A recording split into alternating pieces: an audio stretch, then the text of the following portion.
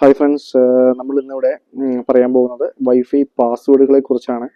അതായത് നോർമലി ഇത്തരത്തിലുള്ള broadband റിലേറ്റഡും CCTV related ആയിട്ടുള്ള വിഷയങ്ങളാണ് നമ്മൾ നമ്മുടെ ചാനലിൽ ചർച്ച ചെയ്യാറ്.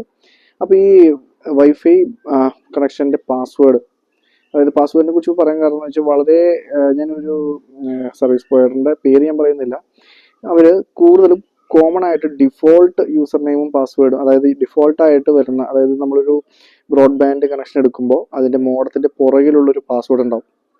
അപ്പോൾ ആ ഒരു പാസ്വേഡാണ് അതിൻ്റെ ഡിഫോൾട്ട് പാസ്വേഡ് എന്ന് പറയുന്നത്. നോർമലി ടെക്നീഷ്യൻ ആ ഒരു സൈറ്റിൽ ചെന്ന് ഒരു ബ്രോഡ്ബാൻഡ് കണക്ഷൻ പുതിയതായിട്ട് ഇൻസ്റ്റാൾ ചെയ്യുമ്പോൾ ആ ഒരു ഡിഫോൾട്ട് പാസ്വേഡ് ആയിരിക്കും അതിന് കിടക്കുന്നത്. കാരണം വെച്ചാൽ ഒരു പുതിയ മോഡമാണ് നമ്മുടെ വീട്ടിൽ വെക്കുന്നതെങ്കിൽ, പുതിയൊരു ONU ആണ് വെക്കുന്നതെങ്കിൽ ആ ONUവിൻ്റെ ആ ഒരു പാസ്വേഡ് അതിൻ്റെ പുറകിലുള്ളത് തന്നെ ഒരു ഡിഫോൾട്ട് ആയിട്ടുള്ള ഒന്നായിരിക്കും ഉണ്ടാകുന്നത്.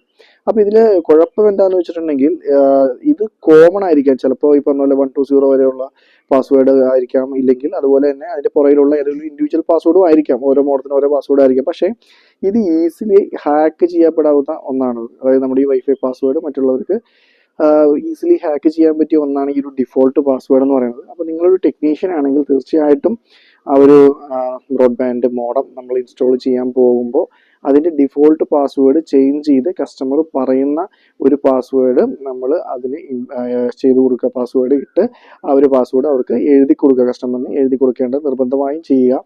അതുപോലെ തന്നെ നിങ്ങളൊരു കസ്റ്റമർ ആണെങ്കിൽ നിങ്ങളുടെ വീട്ടിലൊരു ബ്രോഡ്ബാൻഡ് റൗട്ടർ ഇൻസ്റ്റാൾ ചെയ്യാൻ ഒരാൾ വരുമ്പോൾ അയാളെ കൊണ്ട് തീർച്ചയായിട്ടും ആ ഒരു ഡിഫോൾട്ട് പാസ്വേഡ് ചേഞ്ച് ചെയ്യിച്ച്, വൈഫൈയുടെ ആ ഡിഫോൾട്ട് പാസ്വേഡ് ചേഞ്ച് ചെയ്യിച്ച് നിങ്ങളുടേതായ ഒരു പാസ്വേഡ് അതിന് സെറ്റ് ചെയ്യാനായിട്ട് ശ്രദ്ധിക്കുക. കാരണം ഇത് ഈസിലി ഹാക്ക് ചെയ്യുക. ഇപ്പോഴത്തെ പല ആപ്ലിക്കേഷനിലും ഇതിൻ്റെ മാക് അഡ്രസ്സ് സിംപ്ലി എടുത്തിട്ട് നമുക്ക് അതിൻ്റെ പാസ്വേഡ് കണ്ടുപിടിക്കാനും പാസ്വേഡ് പിന്നെ അല്ലെങ്കിൽ കറക്കിക്കുത്താനും ഓൾമോസ്റ്റ് ഇതിലൊക്കെ വർക്ക് ചെയ്തിരിക്കുന്നത് വളരെ സിമ്പിളായിട്ട് തന്നെ ഇത് കറക്കിക്കുത്തി, കാരണം ഇത്തരത്തിലുള്ള കോമൺ ആയിട്ട് ഇടുന്ന കുറേ പാസ്വേഡുകൾ ഉണ്ടാവും. അപ്പോൾ അത്തരത്തിൽ പാസ്വേഡൊക്കെ ഇട്ട് സിമ്പിളായിട്ട് നമുക്ക് ഇവർക്ക് ആക്സസ് ചെയ്യാൻ പറ്റും. അതുപോലെ തന്നെ നമുക്ക് ആ ഒരു സെക്യൂരിറ്റി ഉണ്ടാവില്ല. അപ്പോൾ അതുകൊണ്ട് തന്നെ തീർച്ചയായിട്ടും അതൊരു ശ്രദ്ധിക്കുക. പിന്നെ എത്തരത്തിലുള്ള പാസ്വേഡ് ഇടണം എന്ന് വെച്ചിട്ടുണ്ടെങ്കിൽ നമ്മൾ കഴിയുന്നത് നമ്മളുടെ ഈ ഒരു ഫോൺ നമ്പർ പാസ്വേഡ് ആയിട്ട് ഇടുക, അല്ലെങ്കിൽ ഒരു ഡേറ്റ് ഓഫ് ബർത്ത് പാസ്വേഡ് ആയിട്ട് ഇടുക, അങ്ങനെയുള്ളതൊക്കെ മാറ്റിയിട്ട് ഒരു ജസ്റ്റ് ഒരു സെൻറ്റൻസ്, ഇപ്പോൾ ചിലവർ കണ്ടിട്ടുണ്ട്, അതായത് പാസ്വേഡ് തരൂല്ല എന്നൊക്കെ പറഞ്ഞിട്ടുള്ള അതൊരു സെൻറ്റൻസ് പോലെ ഒരു പാസ്വേഡാണ്.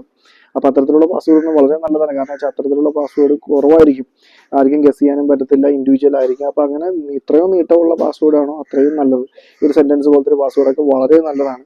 അപ്പോൾ ഈ ഒരു ഡിഫോൾട്ട് പാസ്വേഡ് തന്നെ ഇങ്ങനെ വളരെ കോമൺ ആയിട്ട് കണ്ടു. കാരണം വെച്ചാൽ പല സ്ഥലങ്ങളിൽ ചെല്ലുമ്പോൾ നമ്മളത് കണക്ട് ചെയ്തിട്ടുണ്ടെങ്കിൽ അതേ പേരും പാസ്വേഡ് ആണെങ്കിൽ ഓട്ടോമാറ്റിക്കലി നമ്മുടെ പാസ്വേഡ് വൈഫൈയിൽ ഇത് കണക്ട് ആവുന്നതാണ്. മൊബൈലിൽ വൈഫൈ ഓൺ ആണെങ്കിൽ കണക്ട് ആവുന്നതാണ്. അതിൻ്റെ പ്രധാന കാരണം ഇതാണ്, ആ ഒരു ഡിഫോൾട്ട് പാസ്വേഡ് ഇരിക്കുന്നതുകൊണ്ടാണ്. അപ്പോൾ ഇത് ടെക്നീഷ്യന്മാർ ശ്രദ്ധിക്കുക. അതുപോലെ തന്നെ നിങ്ങളൊരു കസ്റ്റമർ ആണെങ്കിൽ നിങ്ങളുടെ സൈഡിൽ നിങ്ങൾ വെക്കുമ്പോഴും അത് ശ്രദ്ധിക്കുക. അതുപോലെ തന്നെ പാസ്വേഡ് ഇടുമ്പോൾ കുറച്ച് ലെങ്തി ഉള്ള, കുറച്ച് ഒരു സെൻറ്റൻസ് പോലെയൊക്കെ ഇരിക്കുന്ന കുറച്ച് ലെങ്തി ഉള്ള ഒരു പാസ്വേഡും കൂടി ഇടാനായിട്ട് ശ്രദ്ധിക്കുക. അപ്പോൾ അത് കഴിയുന്നതും നമുക്ക് ആ ഒരു പ്രശ്നം ഒഴിവാക്കാനായിട്ട് സാധിക്കും.